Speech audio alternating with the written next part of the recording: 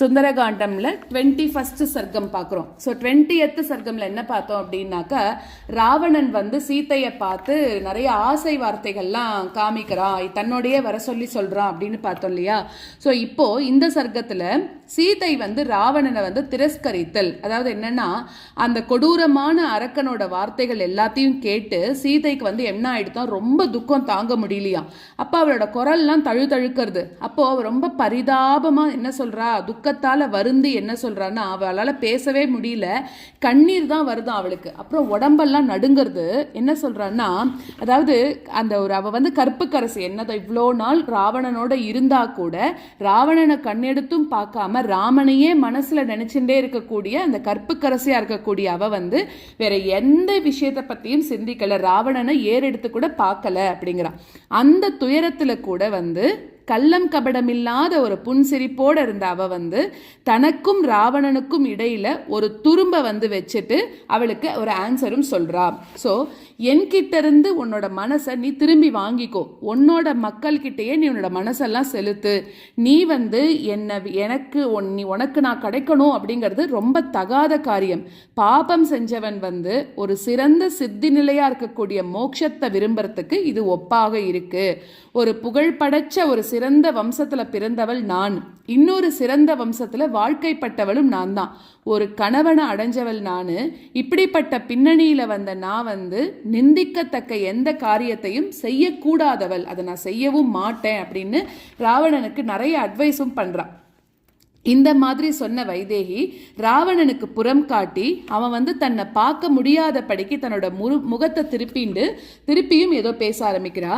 நான் வந்து உனக்கு விதிமுறைப்படி வந்து கல்யாணம் செய்விக்கப்பட்ட மனைவி கிடையாது, நான் உனக்கு மதிப்பிற்குரிய உன்னோட மாற்றான் மனைவி நான். நீ வந்து நல்லபடியாக என்கிட்ட இப்படி உன் மனசை செலுத்தாம அற விஷயங்கள்ல உன்னோட மனசை பின்பற்று, நல்லவர்களோட நன்னடத்தை எல்லாத்தையும் நீ நன்னா தெரிஞ்சுண்டு அதையே கடைபிடிச்சென்று, நீ எப்படி உன்னோட மனைவிமார்களை மற்றவாள்லாம் காப்பாத்தி போற்றணும் அப்படின்னு எதிர்பார்க்கிறியோ அதே மாதிரி நீயும் மற்றவாளோட மனைவிகளை வந்து காப்பாத்தி போற்றணும் அப்படிங்கிறா.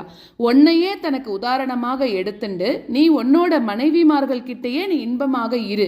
ஸோ தன்னோட மனைவிமார்கள் கிட்ட திருப்தி கொள்ளாம சபல புத்தியோடு இருக்கக்கூடிய ஒரு சஞ்சல புத்திக்காரனை அவன் இயல்பாகவே எவ்வளோதான் அறிவாளியாக இருந்தா கூட பிரத்தியாரோட மனைவிமார்களை வந்து அழிவு பாதைக்கு இழுத்து செல்லக்கூடியவர்களாக அவன் ஆயிடுறான். ஸோ இங்கே வந்து நல்லவர்களே கிடையாதா, இல்லை வந்து அவ சொல்லக்கூடிய புத்திமதியை தான் நீ கேட்கவே மாட்டேங்கிறியா, அதனால தான் உன்னோட புத்தி வந்து நல்ல நடத்தைக்கு புறம்பாக ரொம்ப விபரீதமாக இருக்கு அப்படிங்கிறா. இல்லாட்டி உனக்கு அறிவாளிகள் வந்து நல்லதை தான் சொல்லியிருப்பா, நீயும் ஒரு ஒப்புக்கு வந்து நீ என்ன பண்ற, பொய்யான அடக்கத்தை காட்டி அவ சொல்றது நீ கேட்டுன்னு இருந்திருப்ப. ஆனா அவ சொன்னது எதுவுமே நீ ஏத்துன்னு இருக்க மாட்ட.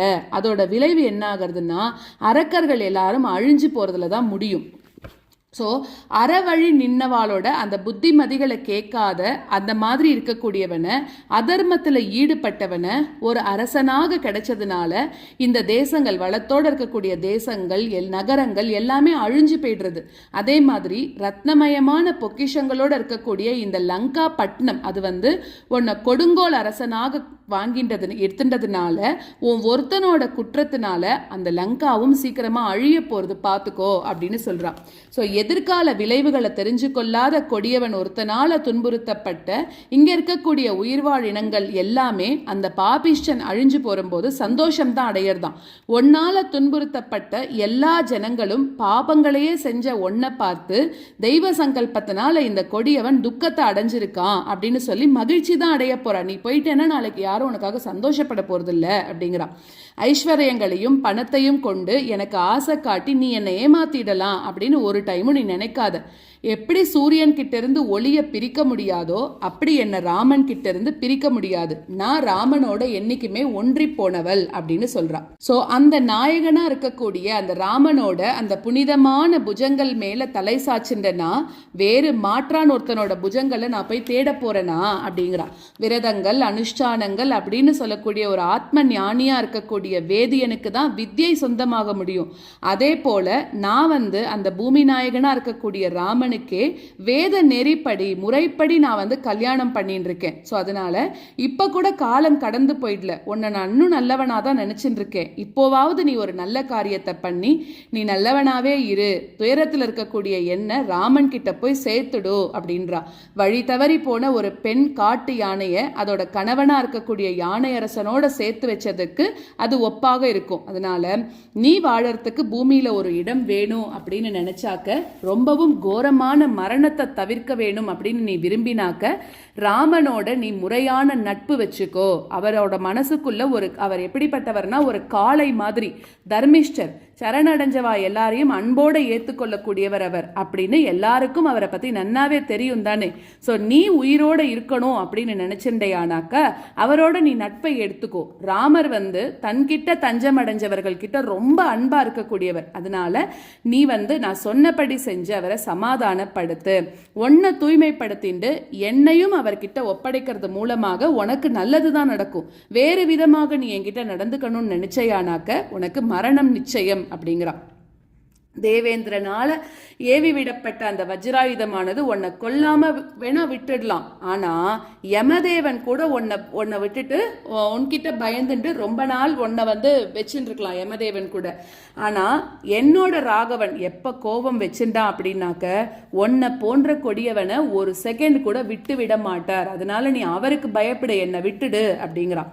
ராமனோட வில்லோட அந்த டங்குன்னு வரக்கூடிய நாதத்தை பேர் ஒளியாக நீ சீக்கிரம் கேட்கதான் போற. அது தேவேந்திரனால ஏவி விடப்பட்ட வஜ்ராயுதத்தோட இடி முழக்கம் கர்ஜிக்கிற மாதிரி இருக்கும். இங்க ரொம்ப சீக்கிரம் ராமன் லக்ஷ்மணன் இருவரோட பேரடையாளம் கொண்ட பானங்கள்லாம் மாறி போல பொழிய போறது அப்படிங்கிறான். அது பானங்கள்லாம் எப்படி இருக்கும் தெரியுமா?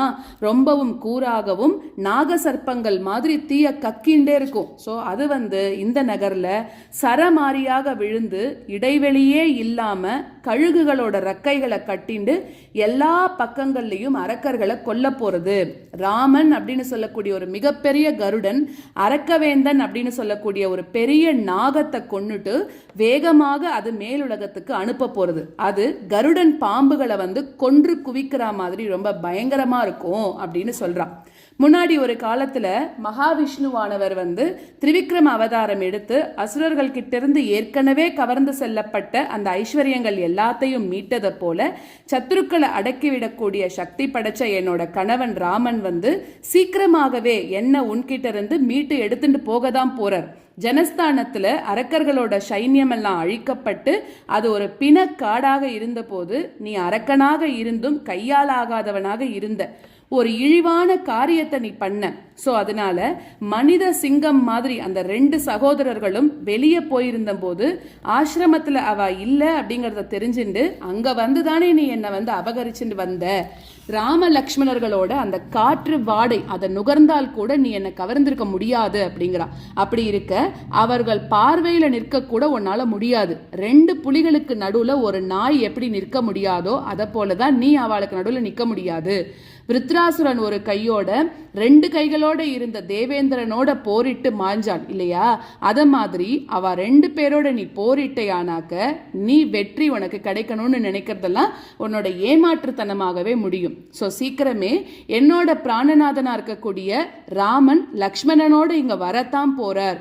குட்டையில கொஞ்சமா இருக்கக்கூடிய நீரை சூரிய கிரணங்கள் வற்ற செய்துற மாதிரி அவர்களோட பானங்களும் உன்னோட உயிரை எடுத்துட்டு போயிடும் அப்படிங்கிறா. உன்னை வந்து காலனானவன் உன்கிட்ட நெருங்கி வந்துட்டான்.